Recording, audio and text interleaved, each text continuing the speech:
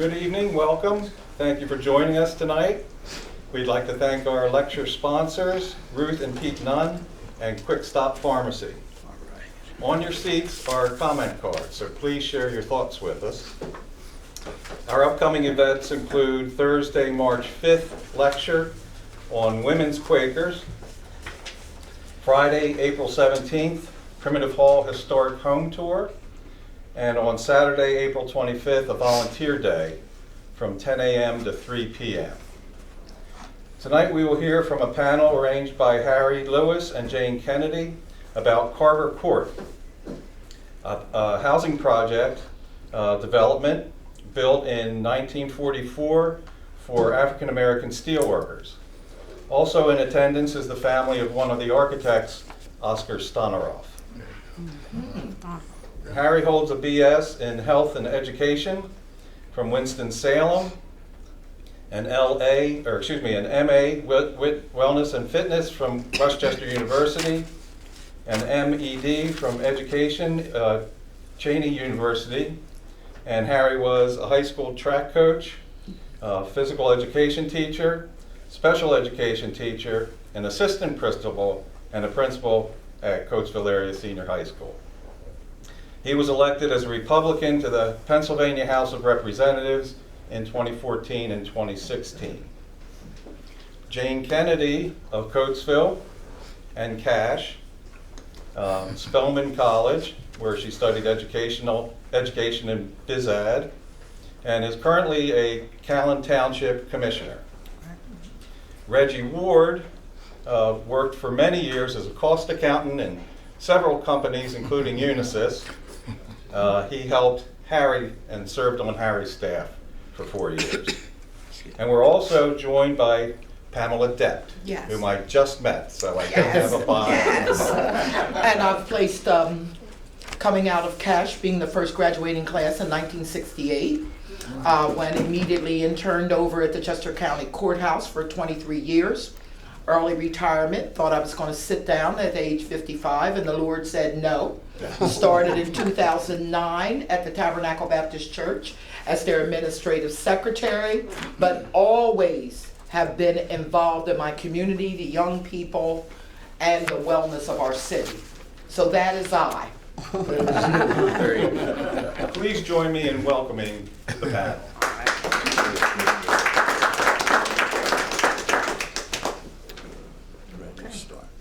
Yes. Okay. So, ladies first. I'm Jane, and I think how it all began for me, as far as getting into the research of Carver's Court and working to get it on the National Registry. If you can speak a little louder. Yes, it was probably like 2 years ago. I mean, time is moving so fast. And I was doing some research. And I actually was researching some other material and doing some demographics of Coatesville and Kahn Township as well. And I stumbled and I fell in love with the project that moment, because I realized then that something popped up on my screen and said Carver's Court was on the endangered properties list. And it was advertised in the Preservation Matters out of Philadelphia. And this was on like a Friday night, so Friday, Saturday, Sunday, into Monday morning, I had to contain myself, because I just kept saying over and over in my mind, it cannot be the Carver's Court where I live, on an endangered property list. Like, I just couldn't put it all together. And again, that's not what I was researching, so when I saw it, I took great interest in it. And later to come to discover that, yes, it was on the endangered properties list because of its significance and social, historical, economical, contributions, to this great city, which is connected to Kahn Township as well. So moving forward, the research began. I made a couple phone calls, and it was interesting. I even called over to Westchester and spoke with Karen Marshall. I thought going to the county historical, preservation office, if somebody could say something. She said, I never heard of this. So I called the Kahn Township, and I spoke to a gentleman there, and he says it was absurd. Like, he had never heard about it. And I just couldn't believe that nobody realized how significant Carver's Court was. So long story short, again, we got busy, started researching, getting questions asked, and it wasn't long after that that the research began and start looking into its origin. And there were so many other people that had touched the surface of, the research. They knew that it was, prime land. They knew all about it, but they just didn't push it, to the top. So I picked it up again. I mean, it was a gem. It was already there. I wasn't one of the original family members of Carver's Court, but I've been there 36 years now, and it's home. So with all of that in mind, I said I picked it up again. And I really held it, and I looked at it really deeply, and I started seeing other things evolve out of it. So through the research, I found out that Lucan Steel Company had so much to do with the development of that housing project. And it was originally a Foundry Street Defense Housing Project. And what had happened back during the war, Lucan's being the #1 steel producer in the world, people were migrating here during the Great Migration period from all over the world.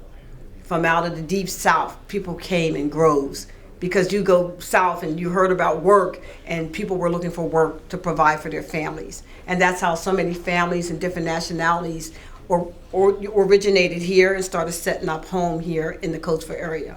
And there's a rich cultural, a network of people from all around the world. They came in ships. They came by bus. They came by train to work in the steel mill.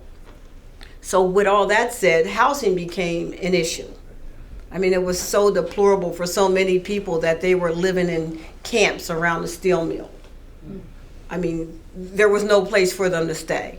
I mean, they were actually in encampments, and they would take a stipend out of their paychecks to take care of their living expenses. So after that, I think a coalition was formed, and Lucan's, I guess the steel workers, they got really involved, in networking with Washington, D.C. at the housing division there.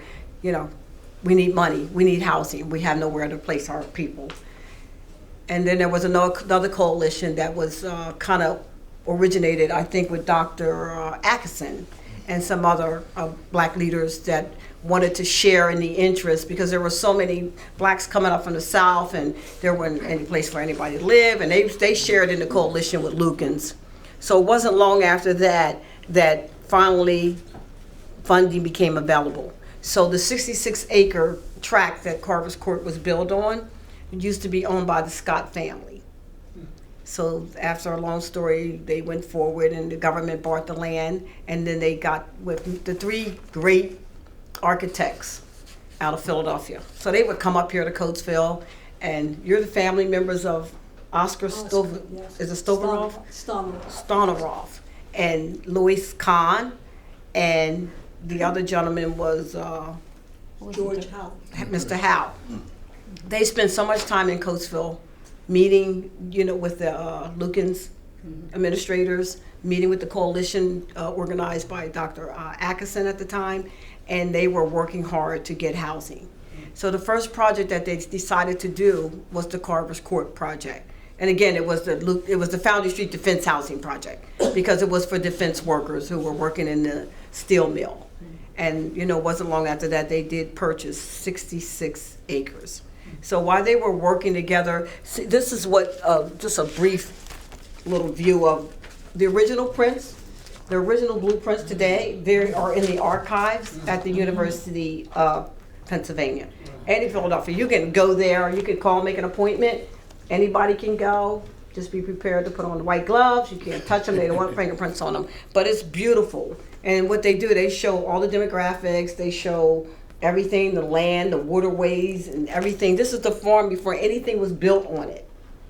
So to be able to go back that far and see the original prints, even before a bulldozer showed up on the farm.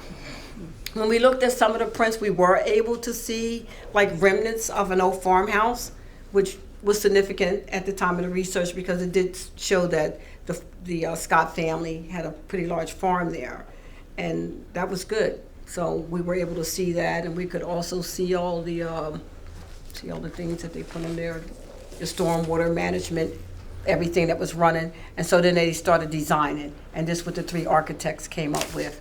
And it was very interesting because in 1944, the 3 houses, even before anybody lived on, they were just on a display in New York by a lady by the name of, I think her name was, let me get it right, Elizabeth. I want to make sure I have her name right. Mock. Thank you. It was a little while. Yeah, for 1944. She was so impressed with the architectural What did design. she do? She put the prints and designs on display in a museum in New York. She was the associate curator for architecture At the time, and looking at some of the prints that these fine architects did, it was like modern art and design, and that's what she was promoting at the time. And I don't think it only stayed in New York. I think it went around the world at some other places throughout the world, because this showed progress in art, a progress in architect. Because this was so, his work was just so astonishing. Like, who would ever think that somebody would design, and some of the prints are right there on the wall as well. I mean, that's just how advanced he was. This was back in the late 30s, early 40s when he was designing these houses. And they had so much definition, and they were so well defined, they were so futuristic, and people embraced that. And I think that's what Elizabeth Mock saw when she saw these prints. And just to know that each one of these houses were at that point numbered, and they're in the Library of Congress in Washington, D.C. So you can always look up the Library of Congress, the prints are there as well. So that was nice to know. I mean, it was just astonishing that that much had been done and put into this project that we take for granted that they were just houses. They were more than houses. It was art, it was history, it was a lot of creation. And there were 3 different style housing, and they're still in the development today. And he designed 3 style housing. So there were different reasons why he said that he did that, because there were families that had maybe 2 or 3 children, and they'll elaborate on that more. So they might have wanted like the style A housing, where you see the high rise in the middle print. A lot of families that, you know, had the opportunity, he left their imagination open to create more. So some of them had the carports underneath them. So if you can use that for a carport, people were just starting to get into, you know, cars at that time, being able to afford cars. So there were carports there, but that also could have been used for storage if you needed to add another bedroom on. And so many people there did so much farming and vegetation, you wouldn't believe. Even today, the ground there is fertile. You can almost grow anything. And if you're ever out and about during the spring or the summer, you walk through there, it's like a beautiful garden because it's so fertile. I said, oh, I can see why with the farm, you know, and some of the vegetation that grew. And everybody used to have little farms, and they raised pigs, and I'll let them guys tell you more stories about that. So that was nice. So there were 3 different style housing. Some of them were like for single families that had small families. You know, you might have wanted one of the high risers if you had a large family. So that was nice. And you see some of the arbors and the different pergolas and things. Who can imagine? If we see pergolas today, we think we have something. I mean, like this was back in the 30s, and this is the way Louis Kahn was. He designed art in progress. And it was just a spectacular thing, and a lot of people that appreciated art and architect, they could see the design. Everything that he did was concrete and cedar. So all the houses, you can see the concrete slabs, and even on some of the foundations, you know, you could see they were, and I could see why people were so connected and so intimate then with families, because they really, if they knew it or not, they were connected. Because all the foundations, it looked like a little train track. So some of the houses you'll go to, you'll just see them today where there might just be 2 on a foundation, but that foundation is connected together. And that's why they're probably so strong, and they probably are still surviving today. And some of the tracks where you might see 4 units today, they're connected. So when they showed the connection and how strong they were and how they were built, and you can see some of the infrastructures that went on inside, the plumbing, they showed the stairwells. There are like tons of blueprints at the museum, I mean at the college. It was really nice. He also, like I said, he used a lot of cedar, a lot of concrete you can see on the prints, a lot of arbors. It was so cool that on the back of the houses, there were like these little round platforms that had 3 little holes in them. I couldn't even imagine what they were for. But they were for flower pots. Yeah. But it was so beautiful. I'm like, you know, people were knocking them down and getting rid of them. Like, I still see a couple houses that have them today. And I think the project is now 75 years old, and we should be celebrating 75 years of this project, because I believe, if my math is right, it would be 75 years old this year, which is great. And just still to have 5 generations of families still living there and celebrating life there, that's something to really celebrate. So again, those are the projects, and that's where I came in, and it wasn't long after I discovered this, things started moving really fast. The stories about when the first bulldozer came and just moved the earth. I mean, just to have being able to connect to it that way. I wasn't born at that time, so I had to go back in a time capsule, and that took a little toll on me because I had to go backwards. I mean, I had to like go into a time in an era where I was not born to go back and grab something or uproot something to bring to the surface that I wasn't there, you know. So it was a little challenging, but it's beautiful. And again, you can ask me some questions. It turned out beautiful. We end up getting Harry involved and all of our residents and some of his staff, and they were all a part of doing the oral history, and they all were very instrumental with the village tour that we did, which was awesome. You'll see more of it on the slide, where everybody got to come out of their houses, and we invited the whole county just to come and listen to stories of families and what life was like in a modern housing project. It was later named Carver's Court. It was not Carver's Court, it was Foundry Street Defense Housing, and I understand, I was told by Mr. Wastel McNeil.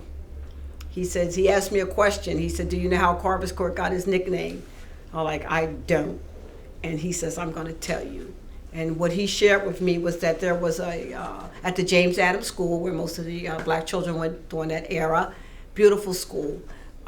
He said there was an essay for the students to name the new African American community. And there was a gentleman by the name of Russell DeVoe. Was that his name? And he wrote the essay, and Mrs. Anderson was the teacher. Was her husband T.J. Anderson? T.J. Anderson. He was the principal. She was an English teacher. He wrote an essay and said, let's name it and dedicate it to the memory of George Washington Carver. And that's how it got its nickname, Carver Court. And then if you see the original sign that was put there, that was done by hand by one of the original family members. His name was Joe Bradford. And that is related to me. Yeah. So that is my uncle. Right. So he actually worked in the steel mill, collected old scraps of metal, and cut out every letter single-handedly, and took it back to the steel mill, and they welded it together for him. And it tells a beautiful story of Carver's Court, a welcome sign, and it's dedicated to the memory of. So that's a beautiful sign, and it will forever be there. And then it wasn't long after that, after we got on the National Registry, and after all the research was done, and it took 2 years. It's a long journey. It's a long journey. I mean, people think it's instant. It's a lot of work, and some of the reports that you have to fill out, some of the interviews that you have to conduct, it was endless. I thought it was going to never, ever end. Every time I thought that I was near the end of my rope, there was more rope to climb, and I just kept pressing in, and I'm glad that I did, because at the end of the day, I mean, it got its rightful place in the stars, and that's where it belongs. And the oral history. Interject something? Yeah. To your point right there. I commend both of these, but with Harry's help and his connections to Harrisburg, we were able to cut through some of that paperwork, but Jane had done so much work prior to, and Harry just picked up the ball, and we just committed to getting this thing done. But like she was saying, it's a lot involved in getting it in there. We had to go through every step, come back, go through it again, come back, go through it again. But finally, when we got to the point that we were over the hill, the good thing that happened that day when it was dedicated, Governor Wolf happened to be in town, and he knew Harry was having this event. He stopped by. So that particular day, not only was Jane and Harry there, but all the other dignitaries associated with it, because it became a very special day.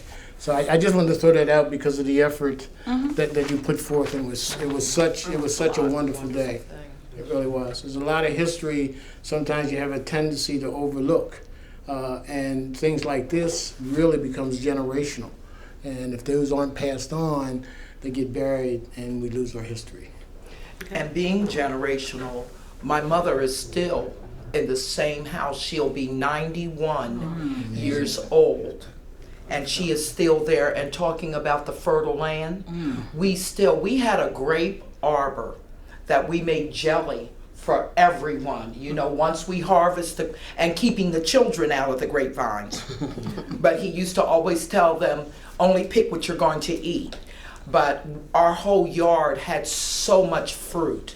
But even right now, one little piece of that same grapevine, and I'm 70, that was there when I was a baby, still bears grapes to this day. One little piece, but it still bears grapes to that legacy.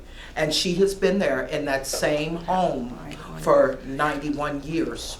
How many, you said 5 generations have been there. How many families have been there throughout time? Do you know? Well, I'll yeah, let him tell you that. yeah. Let me get into the numbers. I'm listening to Jane and I'm still learning stuff. Exactly. And, but let me give you my perspective. And like you say, the project is 75 years old, okay? My family was one of the first families to move out there, along with the Bradfords. All of those men were good friends.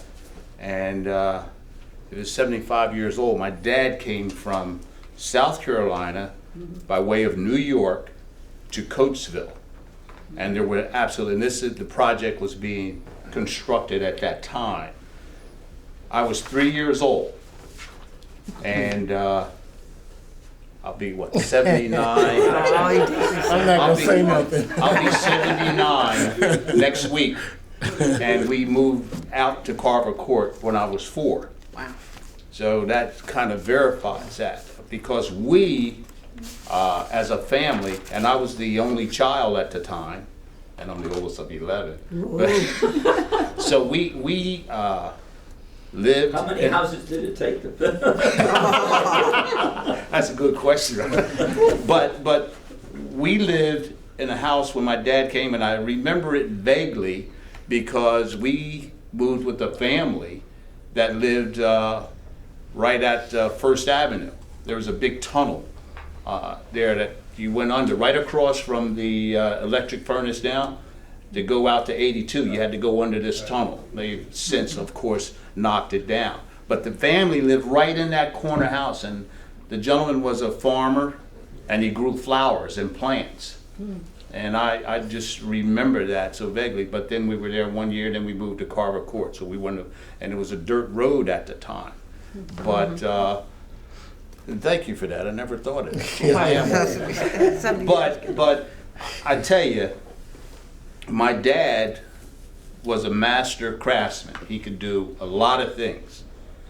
And if I'm not mistaken, Lucan Steel Company, because this was during the war, they were still drafting people. My dad was exempt because he was such a chemist. You know, you can imagine a gentleman from South Carolina, but he could mix those chemicals that melted that steel so that it wouldn't, what do you call it, so it wouldn't blow up and all that. You have to have the right mix or whatever. As a teaming. Yes. Yeah. And he could do that. He mastered that, and they got him exempt from the service. And his brother came up with him, but he had to go into the service at the time. But I kind of remember those kind of things.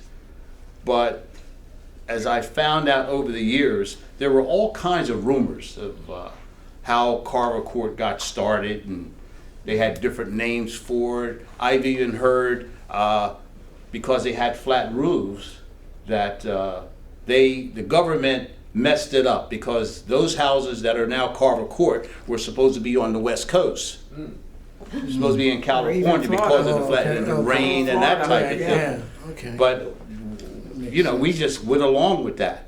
I mean, we knew no different. And then the Scott family, vaguely, I'm a graduate of Scott High School, Pam is, and the Scott family owned all that land and dedicated the high school and Scott Field And their name, yeah. and that land and that kind of thing. And if I remember, when I became an administrator, you know, the word came out that everybody wanted to tear down Scott Field. because, it's time to move forward. This is in the 70s and 80s. Scott High School, named after Horace S. Scott, and this type of thing. All of that was connected. But back then, we didn't do our history. We didn't know all of these things. So, the wise man telling the stories and this kind of stuff. So when this came about, it just blew me away. But this is where we grew up. I remember I was bragging. I wasn't bragging because I didn't know enough to brag. But one of my fellow legislators, he read the information. We were talking about it in Harrisburg, and he just about flipped his lid.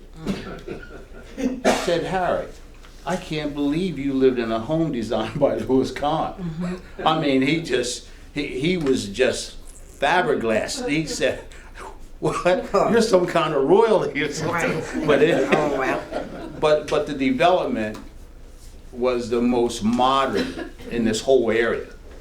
It was the first development, especially for blacks, that had indoor plumbing. And water, yeah. Water. I mean, none of the houses in Coatesville City proper had indoor plumbing at the time. So now we found out why there was such a rivalry between the neighboring black communities and us. They thought we were stuck up First class, yeah. first class. And Yeah. Running water. But once we got out there, and I often applaud the Luke and Steel Company because they took care of their employees, and we never ever, as a family, wanted for anything. We were one of the first families, along with the Bradfords, and all of those gentlemen were buddies. I remember her uncle, all of them. They used to all hang together and this kind of thing. And even when the sign was out, so I'm aging myself, I kind of remember that. And the roads were sort of crushed stone, if I remember correctly. Yeah. And so it brings back those kinds of things, and I'm so proud to have learned of this, in the matter of a few years, because I never had any clue. And Lukens took care of its workers. I mean, we had the best of everything, and my favorite place was the Lukens store. And I remember, to this day, my dad's check number. When I was old enough, you had to have the check number. My mom would send me down, and our family was steady growing because we started out in one of the smaller units, and then my brother Glenn came along, and then I had a sister to come along. Then we had to move into one of the bigger houses. So The store was on the store was on First Avenue. In fact, the store was right down the street here. The company Right down the store, street. yeah. So we walked, how far is it? That's the far end of Coatesville. 11 blocks. Yeah. So we had to walk and then carry bags back and this kind of thing. But I remember they had the best cuts of meat. Oh, definitely. They had clothes. We got all of our Easter clothing. Christmas. Never had to worry or really shop and this kind of thing. I tell this story often. My dad, they worked, and he never missed any work because of the shortcomings that he might have had personally. Never missed a job. Never took off.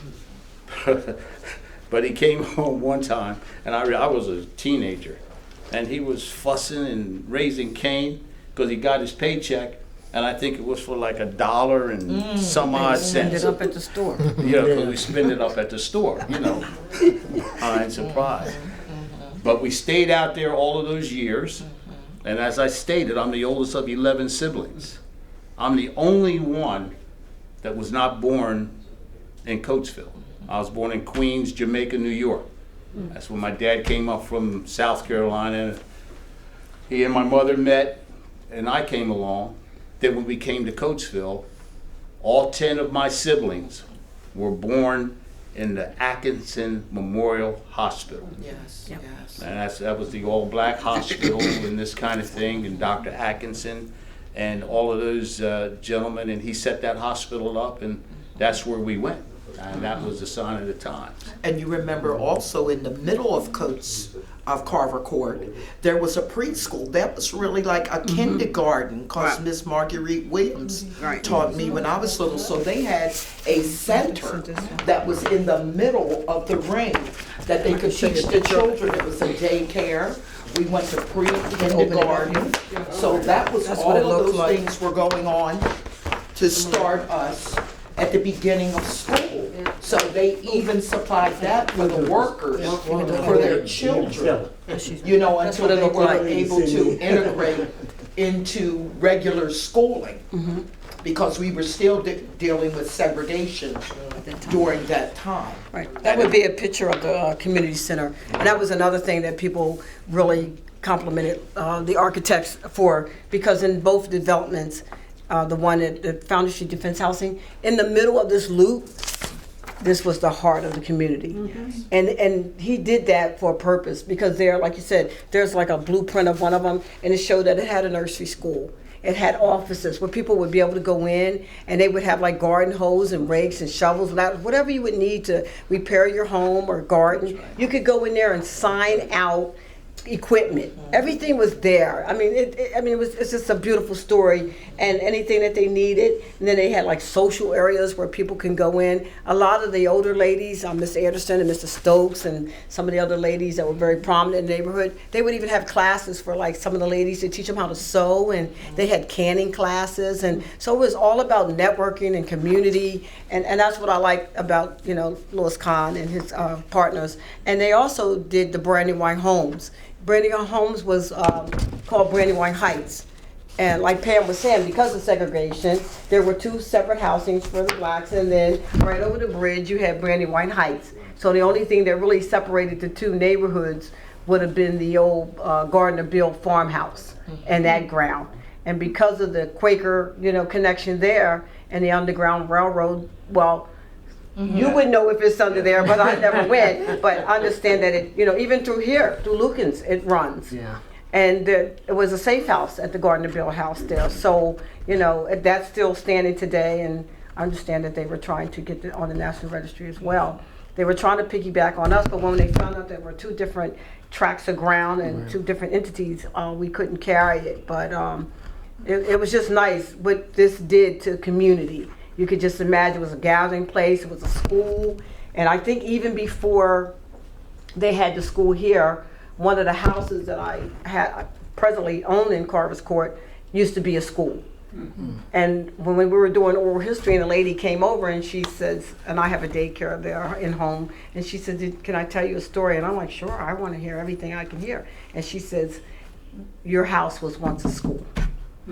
And I mean, I'm sitting here now swelling up with tears, because like kids are running all around me all day, and I never knew that children were taught there and children were loved there. And to know that that spirit of raising children there is still there today. And that was even before they started at the community center. And so she said, I was one of the students here. And she told me some of the students that attended there and who the teacher was. It was Mrs. Gidney. Mrs. Gibney. And she said that she taught, we had kindergarten here. And that just, I'm overwhelmed enough even now to think about it. And just to know that it's still served in that capacity. But the community center, and they also had one in Brandywine. Brandywine Homes was called Brandywine Heights. And even when they did develop Carver's Court, they said they were going to give us 100 houses. 100. But they were going to give Brandywine Heights 300. So you can see the disparity there. Why? I have no idea. But anyway, it happened that way. But by the time they got finished spending all this money to develop Carver's Court Defense Housing Project, they ended up doing 200 houses in Brandywine Heights. And it wasn't long. And just to add that Louis Kahn also designed the Parliament building in Bangladesh. So in one of my little stories, it says from the Coatesville, from the city of Coatesville to Callan Township to Carver's Court to Bangladesh. Just to see that fabric, you know, just running across the world, and we're so connected to it. And a lot of people said that when these houses were built that they were supposed to be torn down. And like Harry was saying, they were supposed to be on the West Coast. I heard they were supposed to be down in Florida because, you know, the houses in Florida are flats. These were flats, and they didn't have basements. And, you know, in the South, you don't see basements because of the water tables. So that started making sense to me. But the research actually said that what the government said, that they would divest from the project after 5 or 6 years. They didn't ever, I never saw anything that said they were going to destroy them. In my reading and research, it said they were going to divest from it. And I have a picture somewhere which kind of attests to that a little bit, because they didn't tear them down. They just said, we're going to do this project and we're going to give it everything that we can give it. But in 5 or 6 years, we're going to divest from this project. And at that point, when they decided to do it, they put like an ad similar to this on the walls of the community center, on the bulletin boards at both the Carver's Court and the Brandywine Heights Community Center, so that people could see it. So I remember having this, and I like it a lot because, again, the first house that sold in Carver's Court was bought by a lady by the name of Naomi Burgess, who was the secretary at the community center, that when people went in and they would see her for whatever needs that they had. So when I saw that she bought the first house that when the government divested of it, and then I realized I owned that house, I was livid. So I'm so connected to this thing in a spiritual way that it was just frightening, you know, and I had my moments to reflect on that as well. But yeah, the advertisement went up. So what happened, the people that lived in the houses had first chance to buy the houses. And they were, some people say they were for veterans and they were for this, but literally it was for defense workers. You So know how much they cost? yeah, this advertisement and the one that I saw, that one didn't have the price on it. You want to try it today? But I think they were selling back then for maybe $6,000 or $7,000. Yeah. Well, I can tell you. Well, this one says this was for Brandywine Heights. There are several, and it says the desirable 2-4 family buildings contain 1, 2, 3 bedroom dwelling units, and a price range from $7,000 to $15,000 if you wanted the whole building. And this was what one of the ads that the government posted at the Brandywine Heights Community Center. And they did the same at Carver's Court for our community center.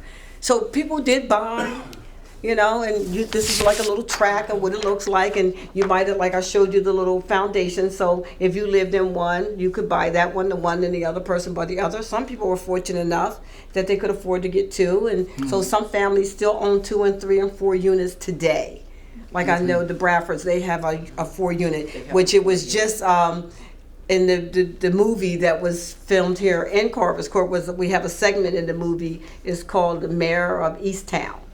And they came into Carver's Court about a month or so ago, and they brought in an entourage. And so that's going to be featured on HBO as well. And it's going to be. And actually, the second picture on the top is the housing complex that they will feature in the movie. They used one of those units there. They thought it was spectacular. I understand one of the producers, he was at the high school because they were using the high school to do the basketball, because this person had played basketball and they was taking flashback pictures at whatever. And when he was over at the high school, he looked over and he saw this high-rise building, and he was captured by it. And it wasn't long he was out there. So you'll see that in that HBO series. And the part that I was involved in, there's a little extra street. The streets are called Foundry Street. That is the loop.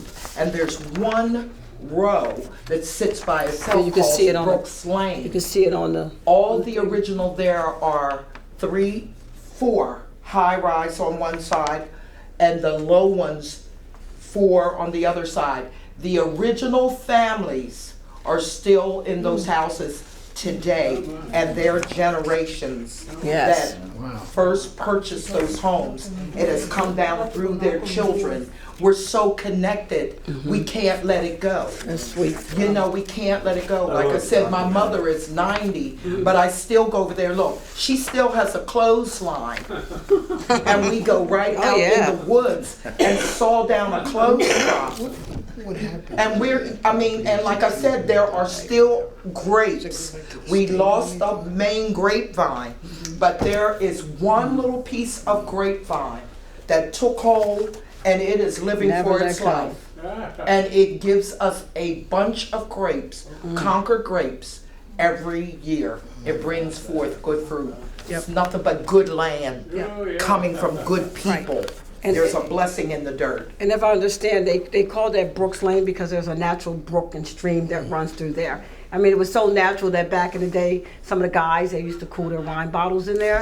And they'll tell you about like the baseball team and the places that they played and some of the nice things that the kids did every year. And they they formed their own baseball team out there. So I mean, it was just a beautiful story of community, because to be able to create a baseball team, what do you call them, the Carver Square Pals or something, and they had their own little baseball team, and I listened to them talk about how they would all have the annual pig slaughtering thing, and everybody would, they had so many pigs and slaughtered, they had to rent freezer space from Dunleavy's, I hear, down on the other side of the tracks there, they'd get freezer space. So that if you had a bad winter or something, there was food and vegetables spring and water. yeah. Staying on that particular topic, I'm sorry, I didn't mean That's to all cut right. you off, but where your mother, where you grew up, that was like the pathway to this baseball field that she's referencing. Thompson Field, they And the said. book that they're talking about, it was some of the purest water Oh my gosh. coming off So spring. of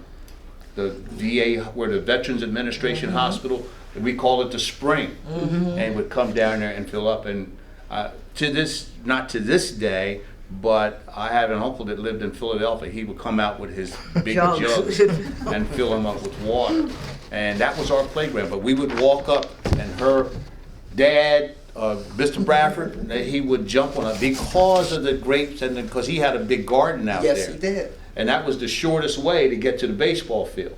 But we'd go out there, and that was our play area. Beautiful. And I was telling, we used to, skip rocks and all, and I was pretty good at that. To this day, when I You were got, the oldest. yeah, when I got fingerprinted for the state government, I mean, it's amazing what goes on behind the scenes.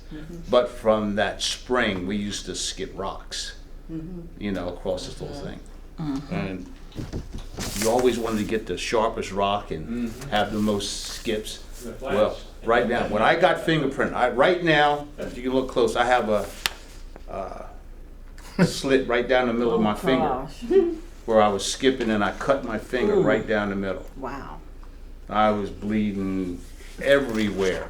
I went back home, and my mom said, well, she fussed me out, and she went in there and got some toilet paper and wrapped it and squeezed it, until it stopped bleeding. I never ever got stitches, because we had to go to the hospital and that kind of thing. But to this day, it's with me for life. So when you see my fingerprint, if it has a line down the middle of it, I'm guilty. But it's just simply amazing how connected all of these things are, and it tells you about why Coatesville is so powerful traditionally. Because when you go back and you do a study like this, it shows you how everything is so connected, unbeknownst to us. But when you go back and do the history, well, heck, we all grew up together. I mean, back in that time. And I remember our uncle, Joe Bradford, and my dad and my uncle, I mean, they were all buddies. When they were off a couple of days from Luke and Steele, they hung out. I guess they had a lot of those grapes they just sit about. Yeah, right. You said great one. And the land was just so full of nourishment because we went on the hill and blackberries. Yeah. We used to have blackberry dumplings, and my father was a hunter. So he'd come back with a couple groundhogs, squirrels. here and- today. Oh, look, to this day, rabbits. We'd skin them right on up, and we had a smokehouse, out in our yard, and it was different things. But those were good times. We didn't really know we were poor, I don't think. We were. And I wasn't sure if we were, because we had the best life. Yes, We we did. were, like you say, connected. Everyone's family was allowed to discipline you. You had boundaries. You knew when to come home. Everyone was your mom. So, and we just had love. So did the houses have utilities in them? Did they have stoves and Oh, yeah. and Coal. refrigerator? Did they have Yeah, coal It was refrigerators? cold. How We did had they- coal And bins. did the mothers sort of like the way those kitchens worked, or were those sort of? We had coal bins. So the coal gentleman would come, because there was a room that was called the furnace room. And they would open up that window, and they would have the chute, and it would fill up, and we had coal bins that we could stoke the fire and those type of things. Yeah, that was our heating. But the stoves they had the wood and the coal stoves. And they even had the oven. Yes. And the That coal kitchens. she's talking about, that's how you and you cook. Yeah. And we had the best meals. And it was a duct system, so that was the furnace, you know, so you put some coal, and it was a big duct, you know, and kind of fan type of rooms to heat the rooms. Yeah. We were one of the most modern communities in Coatesville at the time. I imagine. Probably at you that know. time. And as I said earlier, Carver Court, Brandywine Heights or Brandywine Homes were the only developments, except the private homes, that had indoor facilities. I mean, it's amazing. And someone asked how much they cost. I remember going down to, that's where they also collected the rent. Rent was $35 a month. What was paid at that time? How much was it? People were getting paid. $35 a month was a lot of money. That was a lot of money. It was. $35 a But it month. wasn't too much. And I don't remember basically what the basic pay was, but I can think of something with overtime like $200-300 a week. Yeah, that's what I mean, that was Great. big time. Yeah, it was $35 a month. Oh, yeah. Then. Oh, Yeah. exactly right. And so I do remember that. So, everybody Any have questions? any questions, any more questions that we've talked out? Was the court then like the very edge of town? Was it like open land after that? Because you were saying how you had dirt roads and stuff, so was Yeah. Well, was this it just open land beyond Carver's Court? Yes, as a matter of fact, Paradise. but where the high school is located, Yeah. that was government land. That belonged to the Veterans Administration Medical Center. And between Carver Court and Brandywine Heights were cornfields. And this farmhouse, The Gardner Bill House. the Gardner Bill House, was right in the middle. So in order to feed the patients or whatever on the VA, because you can see the VA from ever, you know, the stack. Well, all that land down to Lincoln Highway belonged to them. Now they had a fence that separated the field, the cornfield and this kind of thing. And of course we used to play out there. When they grow the corn and feed for the cows, because they raise cattle there too.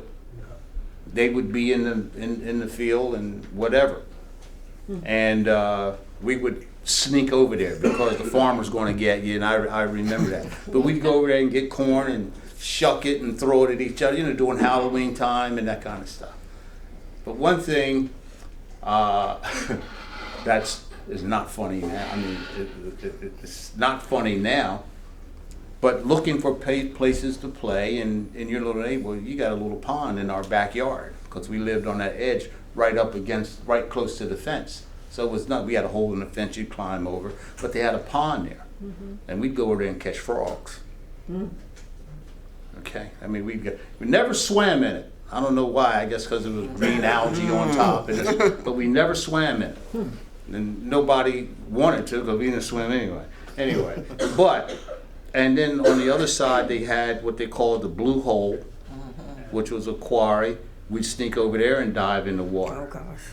But this particular track of water, and you go down, you cool off and this kind of thing, never thought anything about it. And it happened to be in the school system then, when they were building the 9-10 center. Well, where it's located now, that's where that pond was. But then, and I don't know if I was in administration, and yes I was, just getting into administration. But they shut the whole works down, and nobody knew why. Well, that same pond that I just described, that was the dump yard for the VA Medical Center. Because every now and then they would come down with a truck, and that we didn't know what All they their were doing. waste down there. All of their waste. Well, when they had the bulldozers in All the there, needles came up. they dug up some of this stuff. They found syringes. Lot of needles. They found broken chinaware, and how they identified it because it had the VA Medical Center Stamp logo on it. on Yeah, it. stamp on it. Yeah.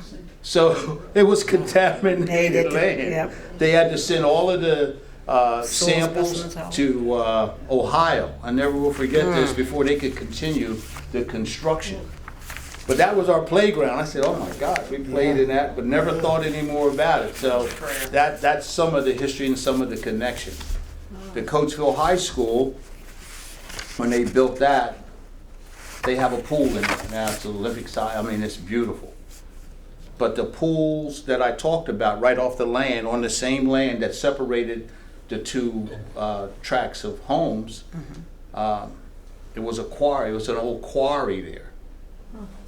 And the water was just as pretty, it's just like an ocean, but it's so deep. Well, we lost a couple of our young students there. Yeah. Because they'd sneak out for lunch and dive in, and we lost a couple of our kids. They couldn't swim. So that's one of the ideas and premises behind building a swimming pool in the high school. Because Coatesville is the only school district that had a swimming pool before a lot of people. A lot of them still don't have it. But that's the reason behind it. So it's all, and we were tucked in our area. We were very comfortable. No such thing as poverty. The Lucans wouldn't allow that to happen. We had the best insurance. You know, we had everything that we needed. Nobody was impoverished. Health insurance too. Health insurance, everything. You know, and like you say, my mom had 11 kids. And this kind of stuff. And I guess they worked out something with Atkinson or what have you. But. Wow. It'd be really interesting to know what kinds of letters or correspondence there is from Lucans to get this built, because there wasn't a lot of war housing for African Americans that were being built Right. at that time. It was probably the original. It was pretty rare. Right. And indeed, it was at the time when Ford at Willows Run was refusing to have any African Americans come in. work for them. They had to send the army in and take Right. over. So Lucas was really ahead. Oh, Right. that's why I praise them to this day. They Well, did I'd step like up. to just say it was really wonderful to hear how well the community center worked, because I'm married to one of the Stonorovs, All right. and Oskar Stonorov, really that was the thing that marked his architecture. And the very first project he did in the Yes. United States was housing in Philadelphia that had a huge community center as part of it. It was the first one in the country to do that. Was that Penny Carl Pack? Mackley. Mackley? Did he do Penny Pack also there? I don't think he did No. Penny Pack. What? It was another housing development. that- Penny Pack? Penny Packer? Yeah, Penny Park. Penny Packer. No. But Also had a nursery school. And that's what they did. They Yeah. I'm telling you, everything was just centered around so that's family. exactly what they That was did their there, and trend. it's so nice to hear that it actually Yeah, worked. and they got the blueprints and they made it about community. But I just want to say, and in front of everybody, and my sister and my daughter can augment this, but my mother was a nursery school and kindergarten teacher. Okay. And she was the big influence on that. Oh, And wow. Carl Mackley having a nursery school and kindergarten, and a Right, place in for the people community. to congregate Yes. and to learn and to share. And they did. And it was not Louis Kahn, and it was not Oscar, and it was not George Howe. Okay. Well, they better get the story right. We got to put that in there. I But had they, to write my name in cursive when I went to first grade. that's good. I knew my I think it's timetables all the very way up to the important 12. To know that. In the history of And you this. should have that added to the history at the University Yeah. of Pennsylvania, And- because that's where And all the archives school are. that she started is still in existence in Phoenixville. And what's the name of it? What? What's the name of the school? The Charlestown Playhouse. Charlestown Playhouse. I have to look You're that all up. welcome to come. All right. You I can did call- visit you your. can I did call visit ahead. your. Is that was your son, Oscar? Your My father. Your was also- father? I did visit his house when it was on the tour this year, Uh-huh. and it's beautiful. We went up to the That is tour. not his design. And he didn't design It's that? only that time. Okay, they had his house on? It is. It is? Okay. Okay. And it was beautiful, Thank you. because I did get to go up to see his place, and it was beautiful. That's quite a place Oh, up there, my and they had it gosh. on Village Tour. Yeah, And we got to go I've up. seen it too, but We you can know. go back to the flower pots. Oh, beautiful, yes. Can you see any of them on the Right in prints? this Yes. middle picture. Uh-huh. The only other place I've ever seen them was at the house that my father designed where we grew up. There were some outside the dining room window. Wow, and where was then that? Here they are here. Back in the Because it's just- 30s. And you were talking about them, and it's just kind of an interesting little detail that probably. And there's only a few most people houses that notice. I've seen that still have them today. So you'll find some of them today that Yeah, still I exist. don't know who thought them up, but The anyway, there they cement are. ones? Very beautiful. It's just a part of, yeah, Right there. they're on the back of the houses at the window ledge. I'll Yeah. go up and look again. Yeah. Mm-hmm. Well, most people would miss it. Yeah, you miss it. And that was so You're significant thinking because about I couldn't, farm yeah. The lattice Shells. that, where they hanging, Yeah, the arbors the that, arbors that are there. like the little pergola tops that are so popular today. Yeah. Were you one of the people that got rid of the solar panel idea? Well, the solar panel idea was kind of what alerted a lot of people that were watching the project. So when they realized that, you know, it would have some impact on the survivorship of the development, a lot of flags went off at that point. And then so that just died. And It kind of just faded away, but then there's a lot of development going on up in that hill today, and it's having some issues with corrosion on some of the banks on that side. So I know a lot of people were coming into the township, but they need to continue to, you know, watch what's going on there. A lot of development, cut out a lot of trees, and a lot of water is flowing now because it doesn't have anywhere to And go. it's making it like swampland. Right on the Because lower everything ground. is coming right down, and some of the backyards in And the Brooks Lane foundations could be, are getting, yeah. and they're being compromised. The foundations are being compromised because it's getting marshy Yep, the now little- because of it. What happened up in Calhoun Township? Mm-hmm, If you go down here across from Boulevard, mm-hmm. they cut down those Big weeping trees. willow trees. Right. And those gullies now, if you go by there today, they are full of water. Those houses are back there to the side. Those houses are gonna get damaged sooner or later. Yeah, but I think they're gonna try to pipe some of that out. You see all the piping that's there? I think they're gonna Yeah. try to take some of that out because they have to put in, And like if you see, look on where the creek is, a lot of those trees are coming down. yeah. Well, you know, let me give you a little background on that, because I was indirectly involved in some of it, even back to the what do you call it, the solar panels and this type of thing. First of all of that area, other than being a farm, was somewhat swampy also. Yeah, all of that was like swampland. And they had it so contoured that we never since, because I was there before trees were up on that hill, and that water would come down, and they had trenches that would take that water all the way around the circle and take it out somewhere, and it would go down there where that plate mill, where that little steel mill, fabricating Yes. mill is. Well, over the years, of course, it's deteriorated. But then when the solar panels came about and the big bright idea, they wanted to save the school district money. So they wanted to mount those solar panels up on the hill, which would involve removing a lot of the shrubbery trees and this kind of stuff. Well, there was a coalition, a group that said no, they didn't want this, because that water would then come down off the hill, you know, and sort of maybe even flood. Right. And we talked about the spring earlier that would go down by your house. Well, that water just didn't stop. I mean, you know, you don't use it, they cut it off somewhere up on that hill because it came down.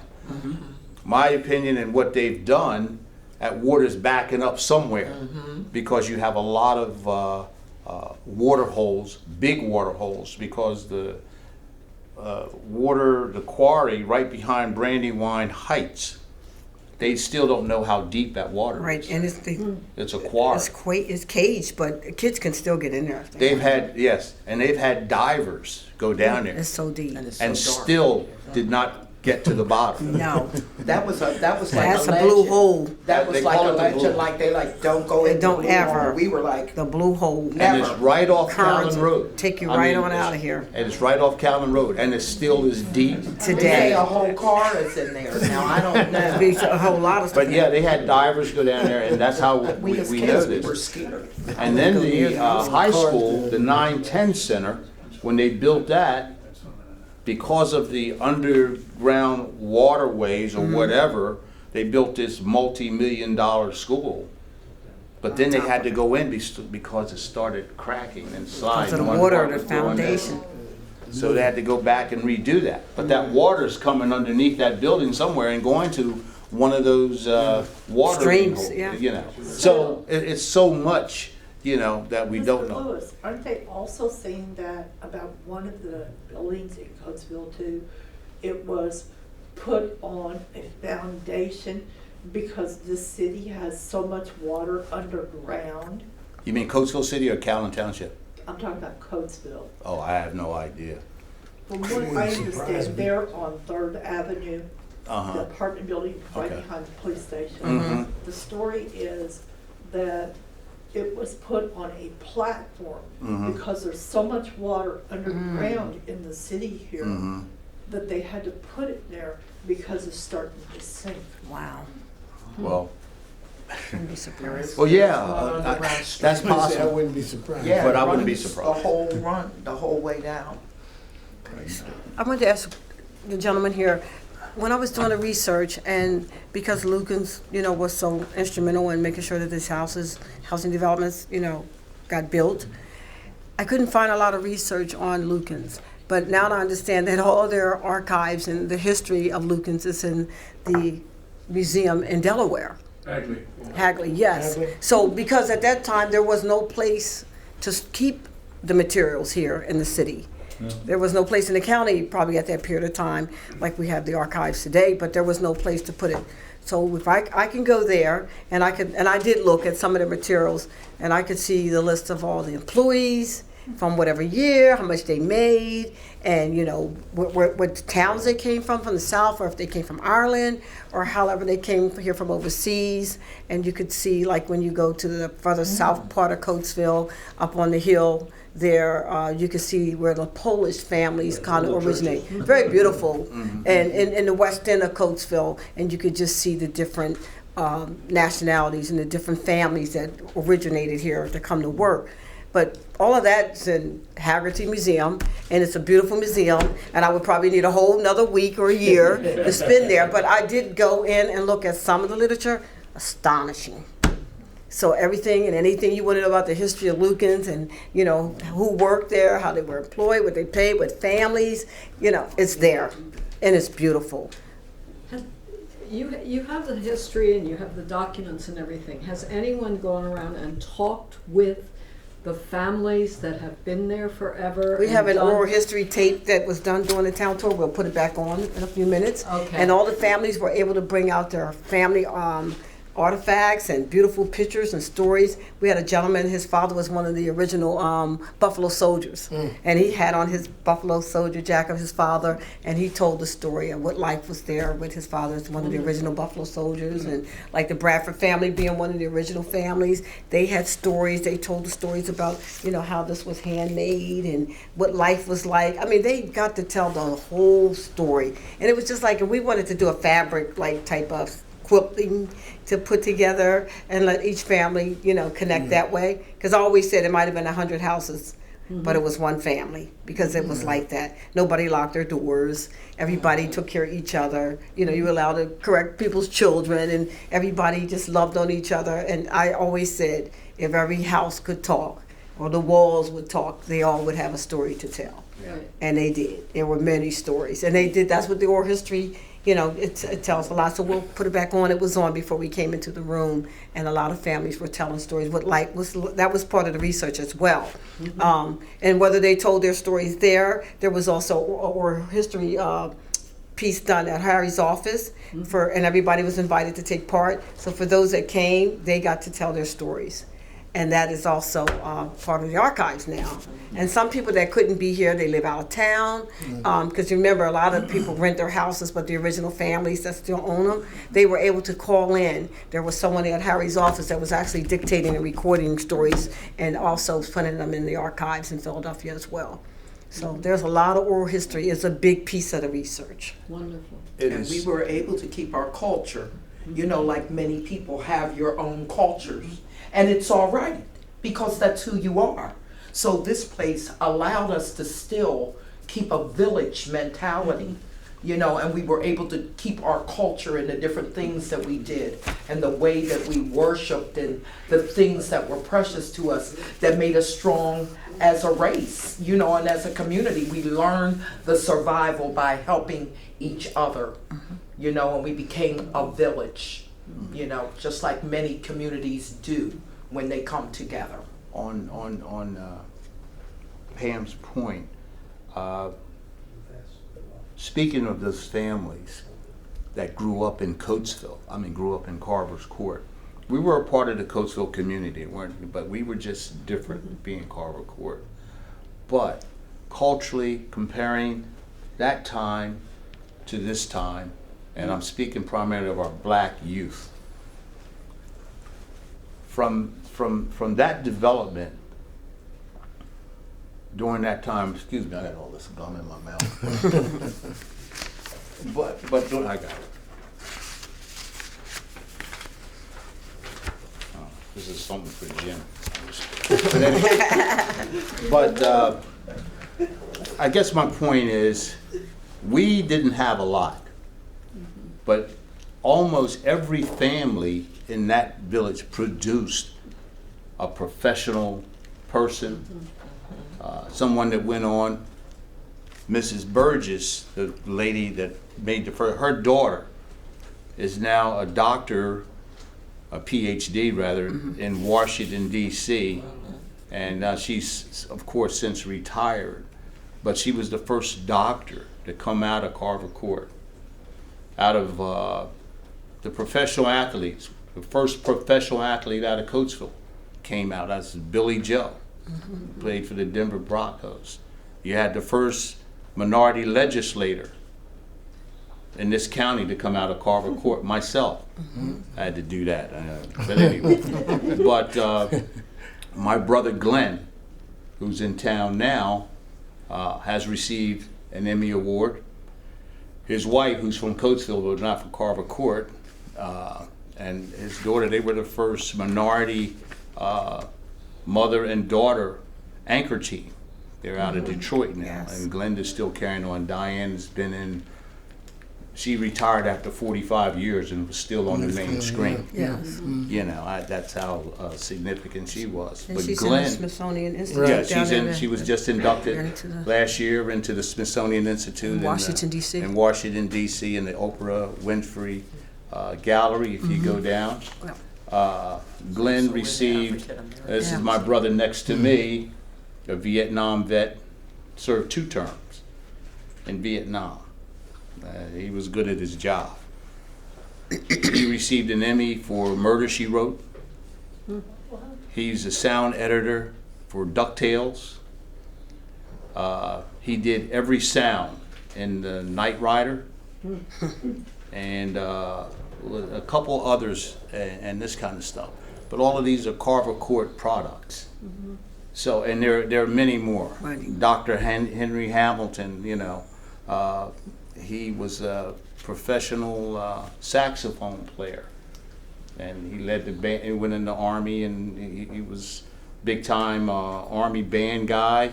But these are people from Carver Court that had an impact on this community. And of course, he came back and was on the school board and this type of thing. There are just so many. But it's that culture that breeded that. I mean, we wanted nothing, but you didn't think of all. We did a lot of ornery things, but the things we did then, I mean, that's not even on the chart today.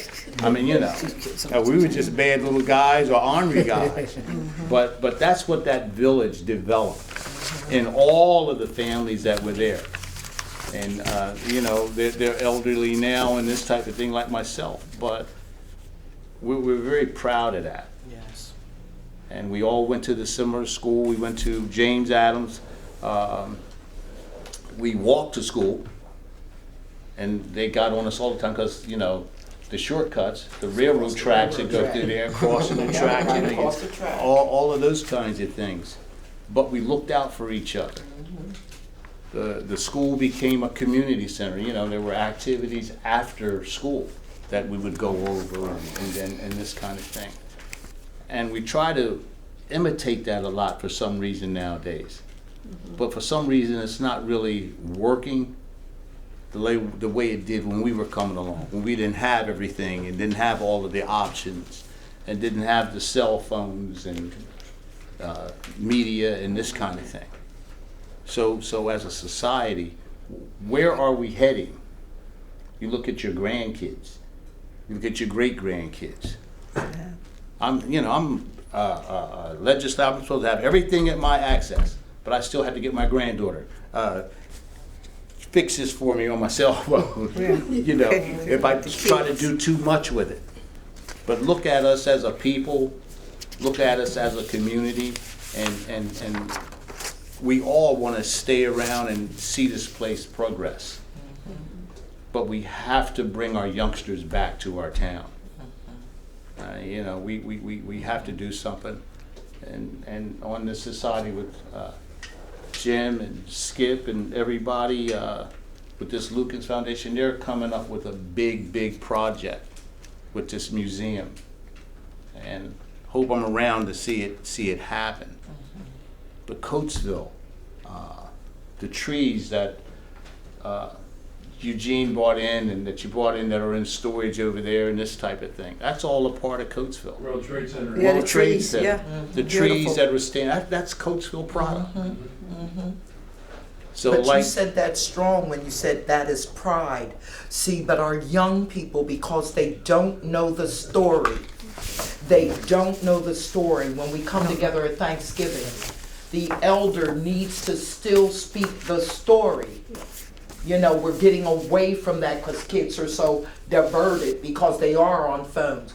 But whenever I do Thanksgiving, I go around and I make all of them tell my mother, who is the matriarch, everything down to the little kitten, why you love her. And because of her, they stand there and they will respect her.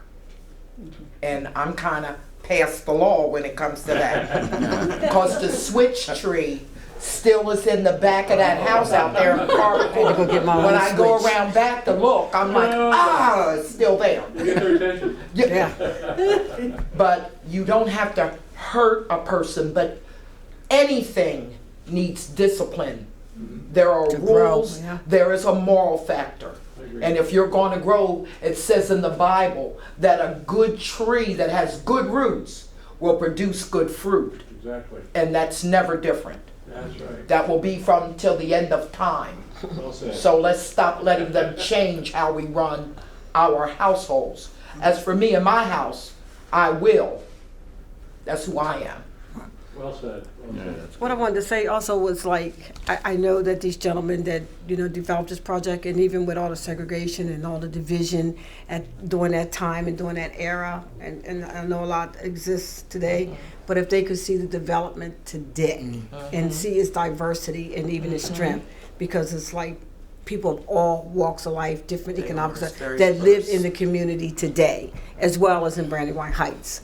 You know, so it's more diverse today, even with its cultural history and its heritage. It's very diverse, and we blend well together, and people blend together. So, you know, to end on that note, to say I actually think they did. They did what? But your point of if they could see it today, I think their vision actually was what you're talking about and what this came to be. Right, because I don't think they really wanted it that way, but I couldn't even imagine, because a lot of it was piggybacking.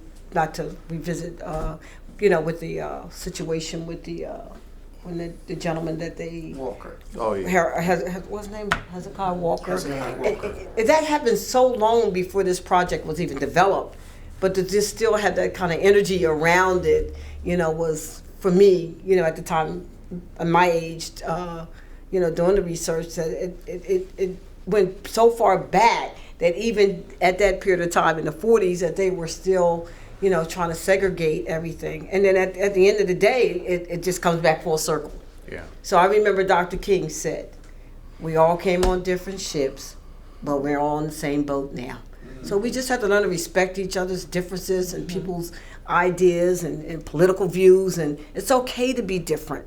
You know, it's just about community now, and I don't have to engage in your every thought or every belief or every concept of life to respect who you are as a human being.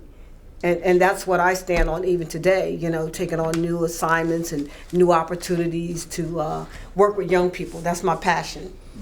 And I say to them, even today, you know, working with children, even as we're here for Black History Month, and to commemorate on what we built on and have continued to keep vital, to let them see their heritage, to let them see that they have contributed to society, and to look at people. You know, I run around the house with my little granddaughter, she's 4, and she'll walk in the house and she'll say, "Hi, Bessie." I am not Bessie, and, you know, and I'll say, "Well, how are you, May?" And she's 4, and we dialogue, because she's May Jemison and I'm Bessie Coleman. And she has to know I'm flying, and I got to know she's going to the moon. And this is the way that we have to teach our children, because a lot of what we see today in our own culture is because of a lack of identity.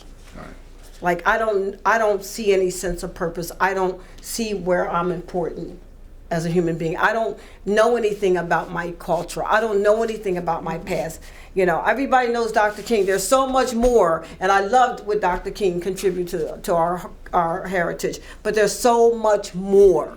There's so many things that are even working in our society today that these children don't know about, the patterns that so many African Americans contribute to society. Like, we wouldn't be ironing our clothes or turning on the washing machines. Yeah, things are a little bit more sophisticated, but because they had to work, and I tell my children, no, they weren't slaves, they were enslaved. And it's a big difference. But even out of that, learning to build on the knowledge that you had to make things work so that your work cannot encumber you to the point that you can enjoy some of your life, they were innovative in their minds and thoughts to create things in a way that made all of our lives so much more better. And to teach these children the value of that, it helps them identify with their self. I do have self-worth. Yes. I do have purpose. I do have something to be proud of. I have a community that, look, today, that still survives. And there's still a lot of work that we want to do on our community. You know, I like to see a landscape project there. And now there's a commissioner in Cal, and Carver's Court is still my heart. And anything I can do to make it a better place for those that live there today, and for those that before me that paved this road to make it what it is today, that's always going to be a big piece of my heart, because when you create something, you get involved in it, we have to work together. I can't do it alone. I don't want to do it alone. But people have to come together, and we have to put our own personal feelings aside, and we got to build on what we have. And this community, I love to see it lined with Bradford pear trees. That's a vision that I have. And I'm working today to try to see if I can get PICO to put an eternal light near the sign that was dedicated for the National Registry sign. Light it up. And to see if we can raise money to keep the sign. It's beginning to deteriorate with rust. And it's wobbly a little bit. We don't have to change the original structure, but encase it, preserve it. And the only way we're going to do that is to work together to create ideas, fundraising, write grants, to keep it. Because we can't let it stay in the state that it is in and think that it's going to be there for another 3 or 4 generations. It's not going to happen. So we got to continue to build it, continue to create it. And I like to see it like it was probably when these guys were little boys and girls. And, you know, they were running around on dirt streets and running. And they had so many beautiful stories to tell. I'm telling you, my mind was just rolling back like a film. You know, it's just so many stories, and half of them haven't been told. So I thank you for your time and for letting me share my piece. Let me say the one thing, and let me thank this lady. Let me tell you a little bit about me. And like I said, I was there. I mean, I'm a little guy from Coatesville, and I went to college on a full scholarship, which was very rare back then. But one of my junior high school coaches, Mr. Pop Ransom, and some of you know him. He was my mentor, and he's the reason I went to school, because I was working down at Lucan's for 2 weeks. 2 weeks can make it. I couldn't last. I had to tell that story. But what I'm trying to say is, without we that, have good graduates also. yeah. And without that influence, when I left Coatesville, I went on a train to Winston-Salem, North Carolina, by myself for the first time. And when I got out of Philadelphia, I experienced the segregated train cars. I went down to Winston-Salem and this kind of thing, and I experienced the first my first experience with the colored and white water fountains in Richmond, Virginia, when I got off the bus. And I remember them herding me into a little 6-stool restaurant kind of place. And the buses were running in, and I remember getting sick from the fumes. Then I went back. But I just said this to say, but that was an opportunity and a learning time for me. Because when I got to Winston-Salem, I felt home. My first year, I was involved in the sit-ins in Greensboro, North Carolina, at the K Restaurant, at North Carolina A&T. I pledged a fraternity, and that's where we had to go. And then, because we'd bring that chapter back to our campus at Winston-Salem, which is 26 miles away. So it was, and one guy had a car, and there's 9 of us in this little Plymouth. But anyway, that morning was when that happened. Jesse Jackson was a junior at North Carolina A&T, and that's where Dr. King had. We called him Martin back then, because we were all then. I mean, he was famous down in Alabama, and he would come up to Greensboro every now and then. I was on a track team. We were the #1 best track team in the United States of America. It was AAU. We had 3 world record holders on our team at that time. And we were in Greensboro, and when that incident happened, Jesse came over to the football field where we were in and said, "You guys get back and bring everybody from your university back over here." The dogs and the documentary that you see on these civil rights things, they blame that on us, 9 of us. And it was so serious with the Greensboro Police Department that Dr. King, Jesse told him of that incident, and he had to come over and see us. And if you remember, the first time all of this civil rights and sit-ins started, Dr. King came out because there were some incidents in Alabama where we as a people must turn the other cheek. I never will forget those. Those were my indoctrination. Well, we were macho athletes, and we made it public. We're not turning another cheek. So when we got back to our campus, they confined us to the campus. Because we were all athletes from the north. They confined us and threatened our scholarships. They said if we left the campus, that was it. Somebody said we were going to hide behind the hedges and throw bricks. But anyway, that's a whole new story. But I say all of that because people know my story, and it's getting back to Jane. Dr. King came over and talked to us, face to face like this. And as a preacher, he came that close to saying a couple bad words because he was angry with us that we would make that statement. But when he left, and he only talked to us for about 10 minutes, but he flipped all 9 of us like that. Wow. And what I do today, and that's why, and this is not a political thing, but that's why I became a Republican, because Dr. King was a Republican. So I've been a Republican since 1960.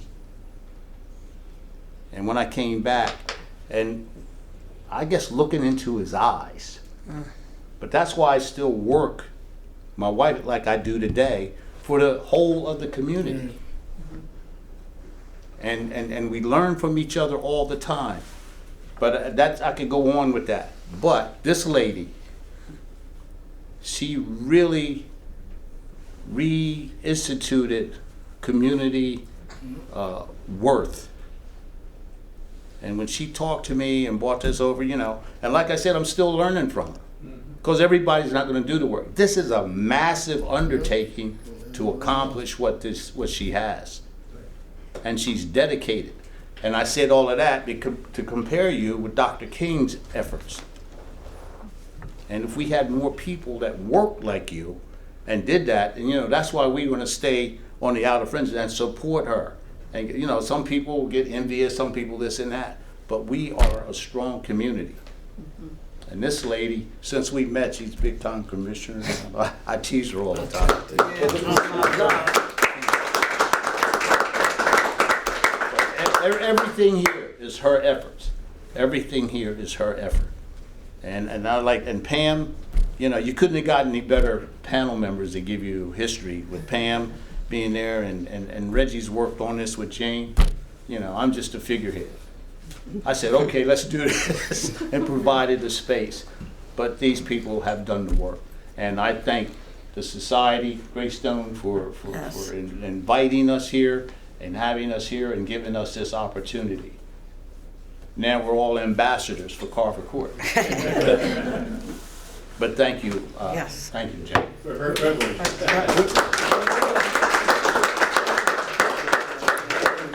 And again, thank Quick Stop again too, because Yes. they're the only pharmacy where you can still find methylate and mercury. Oh, Does it burn? Does it not burn? oh. Thank you all. Yes. You want to put the oral history, you want to put the tape back on? What I was saying was, I think they saw this mission. Okay, Sam, can Sam turn the, okay, he's gonna turn, he's coming on. Thank you. Thank you, everyone. Really nice. So you ought to do something about They realized responsibility Dr. Axon. to carry. They could keep them connected. Yeah, the vision. Oh, yeah. You know what, because a lot of times, when I went out there,